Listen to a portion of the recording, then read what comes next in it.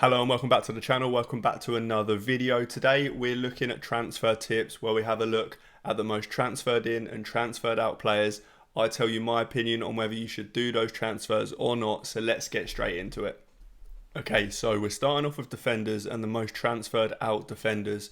Now number one is Livramento. This one makes complete sense. He is injured and out for quite a while now, so there's absolutely no reason to hold on to him. I completely get why you'd sell him. Virgil van Dijk is up next. Now this one is a little bit more difficult. I do get the reason for selling him because the Liverpool defence really hasn't looked great recently. In the last few games you can pretty much predict that they're going to concede, and the fixtures aren't that good for the next few. From game week 12 onwards, the fixtures do get really nice, and you probably will want a defender from Liverpool, probably Van Dijk, from that time, but that is quite far away, so you probably don't need to keep him. However, keeping him isn't exactly a problem. He's not a must sell just because he's got so many different routes to points. He's great for defensive contributions, even if Liverpool don't keep a clean sheet. Whilst I get the transfer, I don't think he's a must sell. Then it's Van de Ven and Porro, these Spurs guys.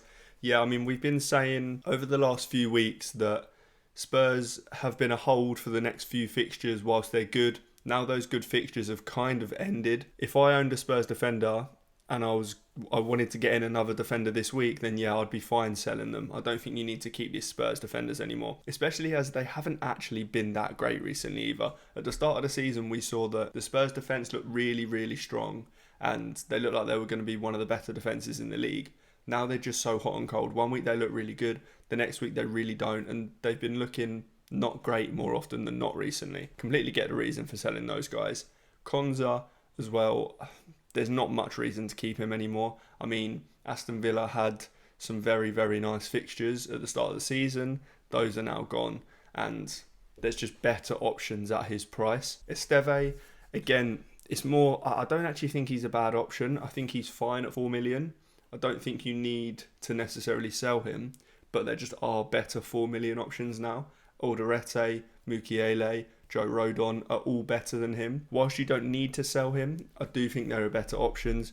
And then these other guys, Cucurella, he's not been doing what he should be doing for a 6.1 million defender, and he's not been doing what he was specifically doing himself last season. So I do get the reason for selling him. However, Chelsea's fixtures are so good that I would probably be keeping him if I did own him. And then these other guys, Frimpong, yeah, completely get it. Romero, we've mentioned Spurs. Gabriel, I'm not sure what 50,000 of these people are doing selling Gabriel, because that is just silly. If we go into the transfers in for defenders, now we see Gabriel second in this list. Makes complete sense. Timber is obviously top. These two, if I were on wildcard, these would be the first two defenders that I would be putting in my team. If I was buying a defender this week, these two would be the guys I would be looking at. These just make so much sense. Senesi. Now, Senesi's actually a bit of a difficult one now, I think. Don't get me wrong, he's obviously fantastic. He's got defensive contribution points in almost every single game, all but one. But at 5 million, I'm not sure that he represents the best value anymore. Bournemouth don't have the best fixtures in the next few. Not only that, but he's just a bit expensive now at 5 million. I think that you're going to be getting Timber, you're going to be getting Gabriel, you could even get Munoz. So there's your kind of premium defenders. Then if you want budget defenders, you'd go to the likes of Richards, Mukiele, Anderson. I don't really think Senesi's someone that you definitely need to go for anymore. However, he is still a great option. There's no denying that.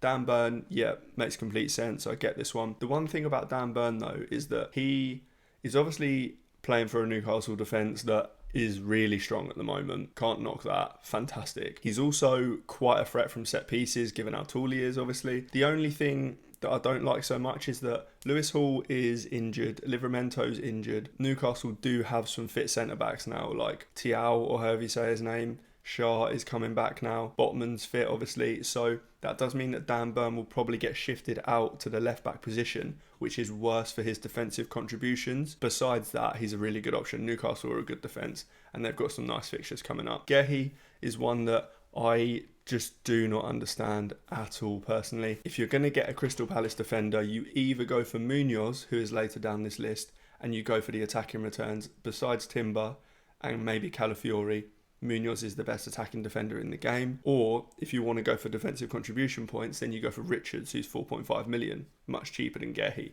I don't think Gehi is worth 4.9 million now, or some of these people might have bought him at 4.8. Even so, I don't think that he is worth that price anymore. I would just go for Richards if you're going to go for a cheap Palace defender personally. Then we've got Alderete.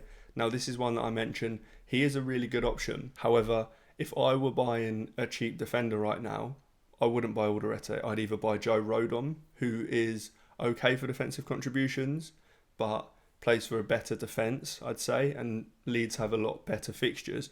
Or I'd go for Mukiele. If we look at some numbers here, this is defensive contributions per appearance. It does have some outliers in here, like Diop and Jair Cunha have only played one game, so it skews it a little bit. But the other guys are all guys that have played a relatively decent amount of games. Obviously, Senesi's top, we've talked about him. Mukiele is here in second, so this is why I'm saying I'd go for Mukiele over Alderete. I don't think there's anything that Alderete does better. Firstly, Alderete is a walking yellow card.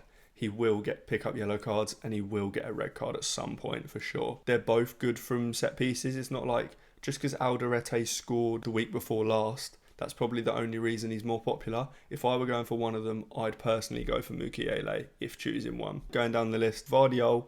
I probably wouldn't be buying Gvardiol at the moment. Obviously, last week he kept a clean sheet and got an assist, so he did haul. That makes sense that he's getting people buying him from that, but I don't think I'd be going there, especially not for 5.9 million when you can get Timber or Munoz or even get up to Gabriel. Cucurella, as we mentioned, I think Cucurella is more of a buy than he is a sell. And then Calafiori down here. If we look at some of the numbers, the attacking numbers actually, so this is ranked by expected goals, XG for defenders. Timber's at the top, obviously. Calafiori is in second, not far behind either. And then Gabriel's in third. So the top three are all Arsenal players. The top two stand quite far ahead of the rest. Timber and Calafiori have been the best goal threat defenders so far this season. And it just makes sense with the way they're playing. They're so high up.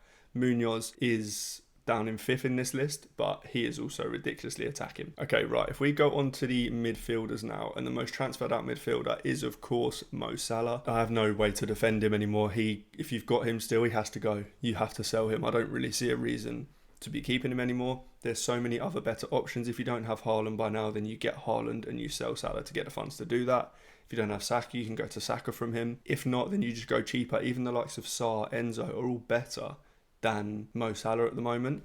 I just don't see a reason to be keeping him. So yeah, completely get why 430,000 people are selling him. Grealish is one that I really don't understand now. Of course, he is ineligible to play this week, which is probably why he's being sold. Everton are playing against Man City. Grealish is on loan from Man City, so he can't play in this game, which is why he's red flagged on the app and on the website. So people may have seen that and just got spooked.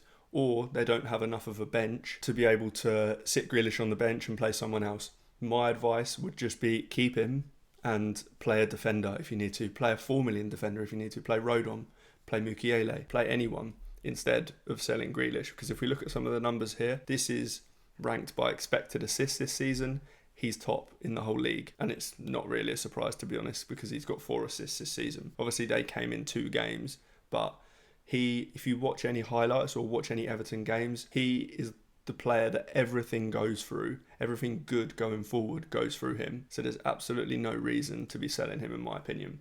Bruno Fernandes is in third here. I'm going to leave these stats up because Bruno Fernandes is also in this list, down in 9th for expected assists. Now, this is something we kind of expect every season. Bruno Fernandes is always a player who's creating chances and getting expected assists or actual assists. Now, he doesn't have any actual assists this season, but he is still creating chances. I wouldn't be selling Bruno Fernandes, I don't think, if we look at some other stats as well. So this is expected goals throughout the whole league, and he's 5th in here. I mean, yes, a lot of these numbers, so it's 3.57 expected goals, but there's 3 penalties in that. A penalty is probably worth somewhere between 0.8 and 0.9 XG. So actually, we're probably looking at taking 2.4 off of that, meaning that he is down in the 1 point something XG. But regardless, he has got so many routes to points.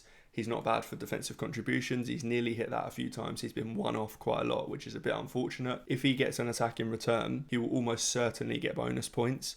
And he is on these penalties. I think he still will be. I don't think Mbeumo's going to take them off of him. I don't think Cunha's going to take them off of him. I believe that he will take the next one. Unless he decides to hand them out himself, I don't think he'll be taken off of penalties. So Bruno Fernandes is just not someone that I would be selling right now personally. And then the rest of the list, Reinders, again, it's just not one that I'd be selling. Yes, City's fixtures do turn a little bit, but for 5.8 million, I just don't see a world where there's many better options at that price. I mean, there are a couple of other good options that have got good fixtures, but I just think Reinders, he's getting plenty of minutes in one of the best attacking teams in the league, and he's playing as like a number 8 or number 10 at times.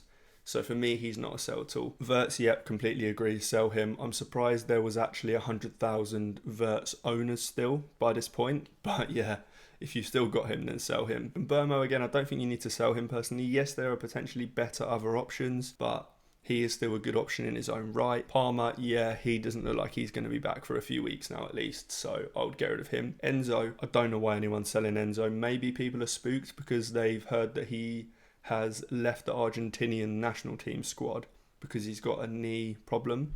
I don't think that that's going to keep him out on Saturday's game, so I wouldn't be selling him. Gakpo, yep, completely get that one. Johnson, yep, completely get that one as well. If we go on to the transfers in for midfielders, 500,000 managers are buying Semenyo. And there's no reason not to buy Semenyo. I mean, the fixture this week isn't ideal, but yeah, you need to own him pretty much. Caicedo's one that I really like. So if we look at some numbers here again, defensive contribution wise, he is the best midfielder. Now this is ranked just by clearances, blocks, interceptions and tackles. Obviously for midfielders, you do include recoveries as well. Recoveries is a column here. So not only is he top for this without recoveries, but look at the amount of recoveries. He's got 38. This might be skewed a little bit because there was a game where he got 23 defensive contributions. But even so, he is still averaging over the 12 that he needs. I think his average is 13.8 or something per game. If there's one midfielder that's going to get you defensive contribution points, it's him. The one thing I would say though, is that he has got a fair amount of attacking returns this season already. Those are not going to continue. That's not something that you'll see from him regularly. He'll pick up 1 or 2 every now and then. He is not going to regularly get you attacking returns. So if you're buying him, don't expect that to continue. Now, the rest of this list, Kudos. I personally wouldn't be buying Kudos right now. Don't get me wrong. I think he's a really, really good option. He's the one player in that Spurs attack that looks like he's going to start most games and get a lot of minutes. However, their fixtures do get a little bit worse now, and I'm just beginning to trust Spurs a little bit less as the weeks go on. It's not that he's a bad option, it's just that I actually think there's plenty of better options around, and some of these options are in this list. Saka, obviously, he's not the same price as Kudos, but I completely get why you'd be buying Saka right now. He took the penalty last weekend, or before the international break, so potentially is he on the penalties going forward? I'm not so sure it's going to be that simple, but there is a chance he takes most of the penalties going forward. And Arsenal look great, they've got good fixtures. Now these guys, Enzo and Sarr, are the ones I'll be buying instead of Kudos. Enzo, yeah, I get, we just mentioned a lot of people might be put off because of the fact that he left the national team squad because of a knee problem. But again, I just don't think that'll keep him out. If we go back to these stats that we looked at a minute ago, this is XG for the season. Enzo is 4th here. Now, he does have 1 penalty to his name. It's not quite as skewed as Bruno Fernandes is. Even if we take that penalty away, so what is he at? 3.6. A penalty's worth 0.8-ish. We're going back down to 2.8. He's still in the top 10 here. He's probably just above Chris Wood there. With Palmer out, he should be on penalties and he'll play in a number 10 role. He is fantastic right now, and Chelsea's fixtures are a joke, as we'll get on to. But yeah, Enzo Fernandez is one that I'd definitely be looking at, and Sarr as well is brilliant. Now again, this week's fixture isn't the best, but he really is a fantastic option. I would definitely be looking at him from this week, or if not this week, then wait a couple of weeks, because Crystal Palace do play Arsenal the week after next, so you can wait until after that game week to bring him in. But nevertheless, he's brilliant. Jadon Anthony, yeah, I kind of get it. I mean, I don't think, well, I know that the attacking returns aren't going to continue at the rate they are, or he would have a ridiculous amount of goals by the end of the season. It's not going to happen, but he's a good option still. Doku, he did get benched in the last game. Now, I don't think that's going to be a regular thing, but it would worry me a little bit. Gravenberch, I wouldn't be buying him. Again, the goal contributions that he's getting aren't sustainable. They're not going to continue at this rate. And then Eze's one I do like though. Odegaard is now going to be out, so we could see Eze get a lot more minutes in that role. So I like him as an option. Now, if we're moving on to the forwards, and João Pedro is top of this list. Now, he is one I really don't agree with here. I mean, if we're just going to bring the fixtures up right now. So it's Forest away in GameWeek. Now, that should be a number 1 next to that. Forest, if you watch the highlights or watch the game last weekend where Forest played Newcastle, Newcastle ruined them. Forest were awful. This is about as good a fixture as you can get at the moment. So that should be green. Then it's Sunderland. Spurs isn't the best, don't get me wrong. Then it's Wolves, and it's Burnley. The fixtures are so good. As I mentioned for Enzo as well, so reason to buy him. But João Pedro, I would never be selling João Pedro this week. Yes, Chelsea haven't been at it a lot of the time. However, it's been hard for them to be at it when they've only got 10 men on the pitch, which has happened quite a lot recently. It's hard especially for João Pedro because in one of the games, I think it was the Man United game, Maresca just decided to take all his other attackers off and leave João Pedro up top on his own. He can't do much there. Now, his underlying numbers haven't been good. Of course they haven't, and I don't think he is particularly suited to playing as a striker. He's better when he is playing off the striker, but this is what's going to happen for the next few weeks because Chelsea don't have a first team striker available.